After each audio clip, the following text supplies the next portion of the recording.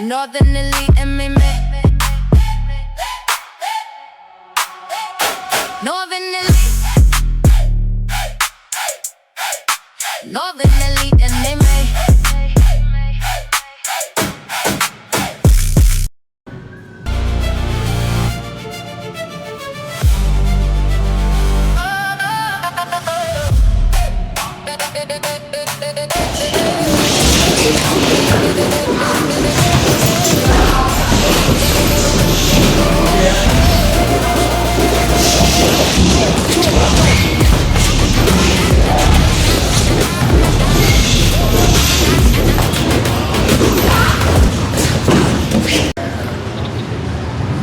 I'm here with James, the Suplex Kid, Clarke. First off, James, thanks a lot for having me. Appreciate you, man. Thanks for coming out. Something I really want to know, what interests me in fighters. Take me back, young James Clarke, before you started getting into amateur even. Right. What was your motivation in getting into fighting? I've said it a few times actually before that, I was getting in fights all my life actually. So started really young. My dad had some of my best memories are just wrestling with my dad. And, even my little brother and my sister too, we'd always go till someone ended up crying. And usually I wasn't the guy who ended up crying. So, it's just in my blood. And, just family. And I guess before I originally got into fighting, I just thought it'd be cool to be in a cage and tell my buddies that I fought in a cage instead of, just a schoolyard type of fight. So that's how it all started, I guess. And here we are. Did you watch any MMA growing up? Did you have any favorite fighters watching people growing up? Yeah, I watched MMA, probably started watching around 13 years old, so I'm 31, about to be 32 now, the day before actually my next fight, so I get to weigh out on my birthday, that'll be all right.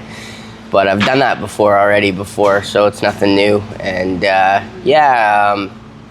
like I said, I just grew up scrapping all the time, so my stepdad actually introduced me to, I remember watching a UFC event with him around 13, and I thought it was really cool and something I could definitely do. I was into hockey at that point. I started hockey at 5 years old and played for 17 years, so I wouldn't consider myself a late bloomer in MMA, but nowadays I guess it's considered that. But I started, I think, 19, right around the same time I had my first bar fight. So I remember meeting Joe Elliott, and he had a gym in a church actually in Bethany, which is kind of funny because he's not very into the Bible, you could say. But it was just skyrocketed from there. I think I flying armbarred him on day 2, but I had a little bit of a jiu-jitsu background / wrestling. I started at both in high school, about 15, but I never really stuck with jiu-jitsu because I was still pretty invested in hockey, and I don't come from a lot of money, and it was more or less just when your parents are paying, you're just grateful they're paying for some kind of sport. So it was kind of pick one situation, and I picked hockey at that point. And then when I started paying for it myself, like I said, I fly an armbar Joe on day 2. So I tried real hard to give him money, but he would never take my money. So just grateful for all the people I've met along the way. And, it's a lonely sport, but you're not in there alone. So a lot of people help you get to that point, and it takes confidence to get in there. And a lot of people around me built the confidence pretty high. So. And then you ended up here at Big Country MMA in Lindsay. Yeah. So after the gym in Bethany, he actually right before I met him, he had a gym in his mom's basement. Actually, he's a mama's boy, but I didn't know him then. I was still in high school, and I met him at the church, and then think a year later than that, he moved to Lindsay, which I was already had a bit of a name for fighting at the bars and stuff around here, and he fit right in with some of my friends. But most of my friends that I have nowadays are all people under these four walls. So yeah, I'm just grateful. And MMA gyms Condi, actually, Muay Thai coach here, he gave me a saying one time, it's like a revolving door. I've seen a lot of people come and go, but most of my solidest friends are still kicking, and they're still here, and not all active fighters, but they help me keep the confidence going. And got another saying, we ride this till the wheels fall off, so there's no quitting where I come from. Any fighters growing up that you tried to emulate, you were watching these guys and that's the kind of style that I want? Or did you kind of feel that you developed your own style? Yeah, I mean, I definitely have my own style. Anyone that's seen me scrap before, it's pretty hard to emulate my style, but it's very, the commentators, they always give me sayings and stuff on myself, and very Khabib-esque, you could say, right? I take a lot of guys down. I take everybody I've ever fought down, and haven't won every fight, so I've had some adversity in my career. I started my pro career 1-3, and we're 11-4 now. So I was smoking cigarettes and doing some shit, but I had a 13-2 pro record before that, so my head was pretty blown up, and I believed what everybody was saying, that I'm the next big thing, and did it, but then it all fell apart again. So I built it right back up, and brick by brick, and no one's gonna tear it down but me. So I guess back to the question. I got a thing for going off on my own questions. You could ask me a question, I'd tell you 5 other fucking things that I care about. But Khabib, Demetrius Johnson, George St. Pierre, obviously, he's my favorite fighter. But my favorite person is my coach, Justin Bruckman, tattooed on my leg. I got all my coaches tattooed on my leg, actually. But Justin Bruckman here, I met him through Joe, and I got my black belt under Bruckman, and he actually fought GSP. So GSP is still my favorite fighter, you could say. Would that have been in TKO? Yeah, TKO, I forget the other name, UCC actually is what it was. So it went UCC, and then it changed to TKO. But Bruckman, I've always known him, even since I was an amateur and stuff. We did jiu-jitsu and stuff under him, but he didn't really take me under my wing till, right as I was 1-3, actually. I remember talking with him outside of his gym in Oshawa, Bruckman's Martial Arts. It's not around no more. He lost it during COVID. Obviously, that was hard times for everybody, but it really sucked. Just when some of the closest people lose one of the most valuable things to them, right? So that was a hard pill to swallow, but he turned it all around like he always does, and he works at Cal Samurai and also does tattoo removal on the side. And but anyway, yeah, he kind of took me under his wing under when I was 1-3.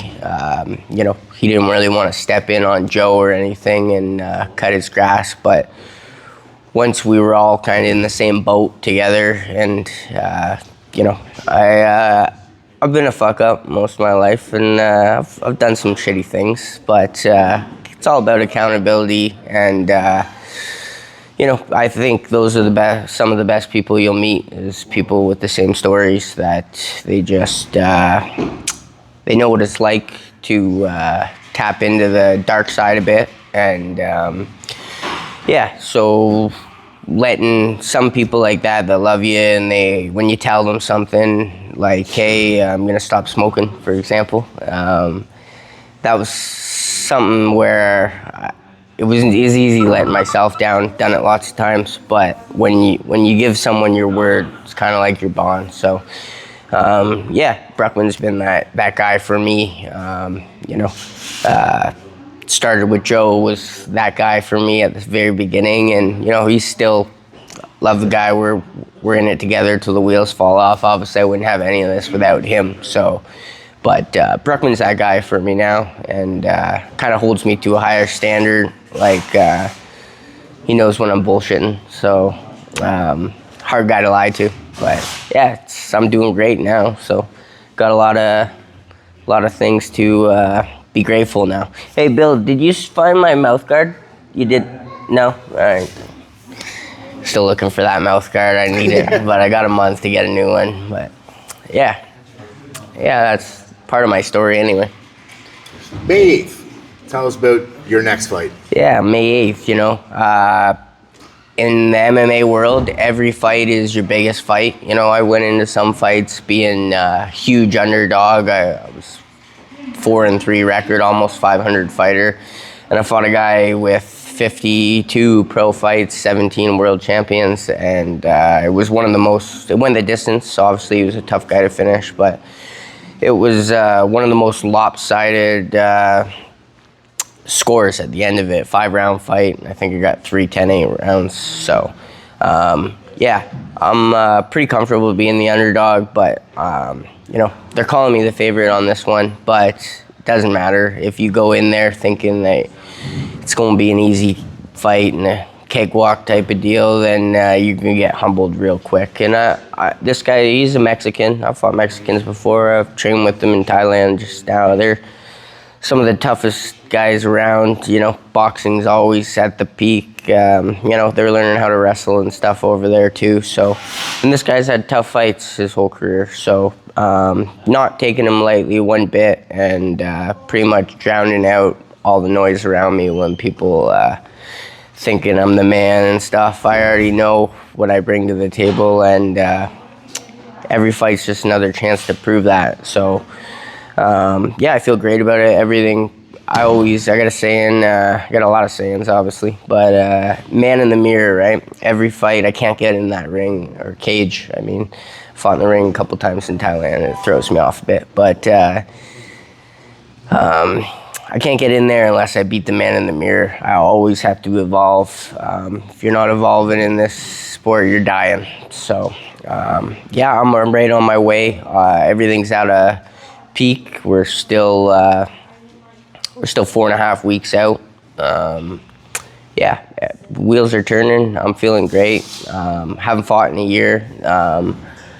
Sucks, but that's part of the game as well. And I've been prepared for the last year. I've had 20 fights fall out, so I don't really see myself as like just a big scary dude. Obviously, I fight at 125, but it's getting harder and harder to find fights.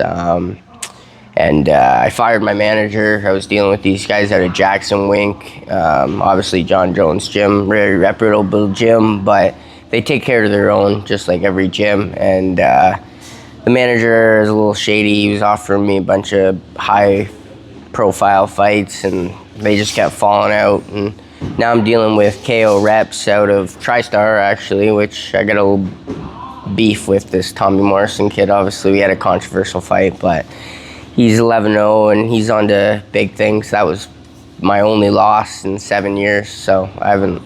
When I had the 1-3 record, it's been 7 years since then, since I quit smoking. But just the one controversial fucking fight. But I watched that fight, and I screamed at the TV for about 5 minutes. Yeah. I get a lot of people, obviously, giving me the same type of thing, but.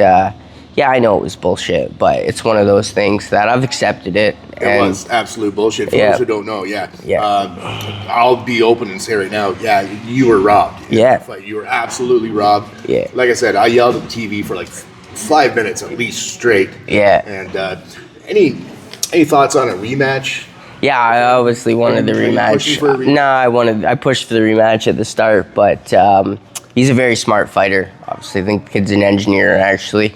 So, he's got a little higher IQ than me. He knows that the rematch wouldn't be good for him. You can only get saved by the refs and judges so much. But I knew going into that, if you watch the pre-fight, pre-fight conference, I basically told everybody how corrupt Montreal can be. But I had my TKO career there and stuff, and I got educated quick on it. And yeah, I knew what I was going into. I just didn't think that the judges or the ref could affect it. And I can admit when I'm wrong. And, you know, like I was saying, going back, I can make all the excuses in the world for me. But it doesn't change anything. It's done deal now. And I've accepted that. And I feel like when you don't accept things like that, those are the guys that sit on the couch and they have a beer and they should probably just shut the fuck up in this. But yeah, no, I put it behind me and care less about the rematch. I don't want to fight anybody that doesn't want to fight me regardless. So, plus I don't really want to go back to Montreal, and that's probably the only place he wants it. But hey, if we line up and we see each other later down the road and stuff, then he knows what he's getting into. So yeah, I'm just worried about me and beating the man in the mirror. And I do stew on things and I do bring them up, and they do obviously affect my life, but I'm very straightforward when it comes to I got business now. I got to fight after a year, and there's only one thing that matters to me. Whenever I take a fight, I own a roofing company. Obviously, that's how I make money. I got sponsors and shit, but you can't rely on anybody but yourself. And whenever I do have a fight, everything around me gets better. Like I am very focused, and the only thing that matters to me is the fight. But it's all energy, really. Like if you're positive, and obviously I'm the most positive when I have a goal in front of me. So I'm very good at affecting my environment around me, and I'm pretty good at burning it the fuck down too when I'm not. So I've accepted that, and yeah, just can't fucking wait, man. It's gonna be a fucking great night. That's awesome. I can't wait. So, for people watching, that'll be on Unified. You'll be fighting for Unified MMA. Yep. And check out Unified MMA. I don't know the exact website, but if you look up Unified, there's streams and tickets available. Yep. And if you can't make it to the actual show, there is a stream available that you'll be able to watch and catch your next fight. Yeah. What advice would you have for amateur fighters or amateur fighters who haven't fought yet, wanting to get into fighting? What would be your biggest piece of advice for the young fighters out there coming up? Yeah, I mean, I throw a lot of advice out there from time to time, but can change from my day to day, I suppose, right? Just don't quit, Like, the hardest thing is walking in this building. It's the biggest, scariest thing in the world, but once you do it, you're gonna meet people that can help you get whatever it is you want to accomplish in this done. And I think, that's like one of the biggest lies I was ever told. Was just it's not that easy. I don't know. That's what they tell you to give up. And, I think it's just a lie. I think you just do it and then it's done, and then you get to know. And yeah, I don't know. I always think about going back and giving advice to myself, really, because I come from pretty humble beginnings, and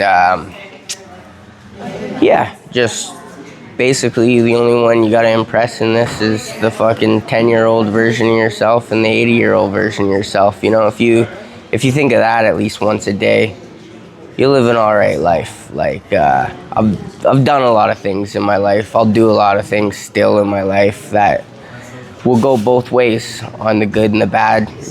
But I try to be a good person. And at the end of the day,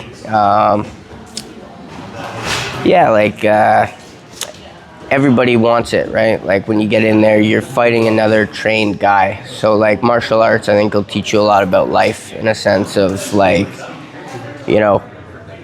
just basically fucking, you just gotta want it more. You know, who wants it more? And you can't really hide under.